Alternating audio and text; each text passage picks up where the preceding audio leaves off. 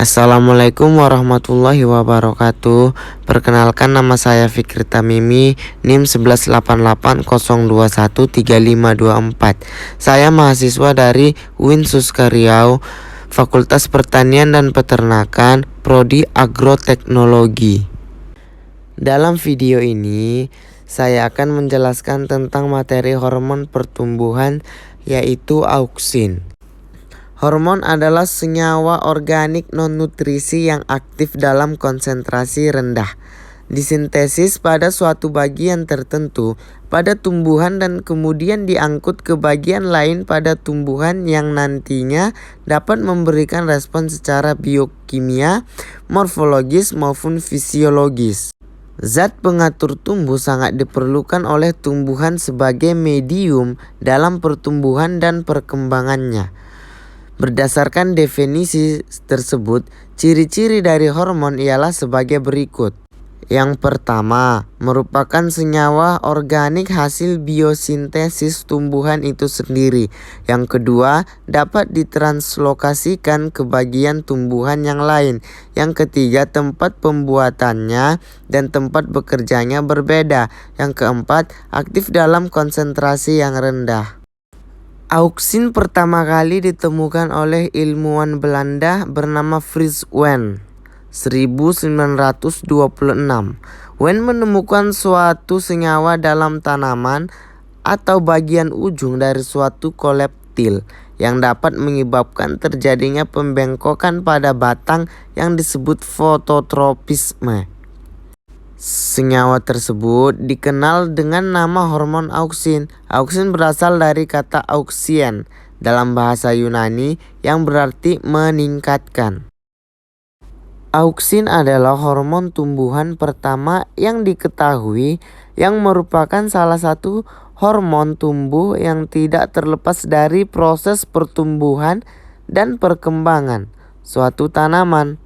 Fungsi utama auksin ada 5. Yang pertama, mempengaruhi pertumbuhan, diferensiasi, dan percabangan pada akar. Yang kedua, mempengaruhi pemanjangan batang. Yang ketiga, mempengaruhi perkembangan buah. Yang keempat, dominasi apikal. Dan yang kelima, berkaitan dengan fototropisme dan geotropisme. Auksin dapat ditemukan pada daerah merismatik seperti ujung batang, ujung akar, kuncup bunga, dan di embrio biji. Diproduksi jaringan merismatik yang aktif seperti tunas, daun muda, buah. Macam-macam auksin ada 3. Yang pertama, asam fenil asetat. Senyawa ini dapat dijumpai pada hampir seluruh jenis tumbuhan. Jumlah PAA di dalam tumbuhan jauh lebih banyak jika dibandingkan dengan IAA. Yang kedua, asam 4-kloroindoasetat. Senyawa ini banyak ditemukan pada biji leguminosae yang masih muda. Yang ketiga, yaitu asam indobulbutirat.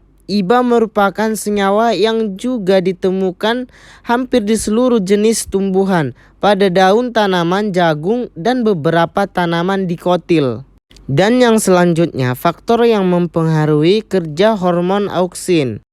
Ada 3 faktor. Yang pertama itu cahaya. Adanya cahaya menyebabkan auksin menjadi rusak dan auksin berpindah ke arah yang menjauhi cahaya. Yang kedua, konsentrasi auksin. Auksin dapat bekerja pada konsentrasi tertentu.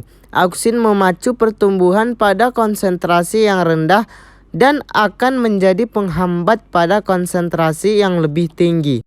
Yang terakhir, gaya berat. Selama proses pengedarannya, auksin akan lebih banyak terdapat di bagian bawah dari ujung batang dibandingkan bagian atas. Hal ini disebabkan karena adanya gaya berat. Dan yang selanjutnya, peranan fisiologis auksin.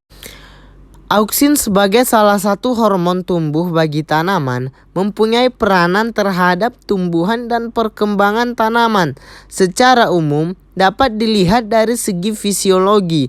Hormon tumbuh ini berpengaruh terhadap pengembangan sel, fototropisme, geotropisme, pembentukan kalus, apikal dominansi, pertumbuhan akar, parthenokarpi, dan yang terakhir yaitu abscission.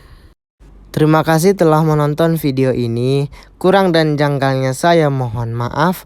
Wabillahi taufik wal hidayah. Wassalamualaikum warahmatullahi wabarakatuh.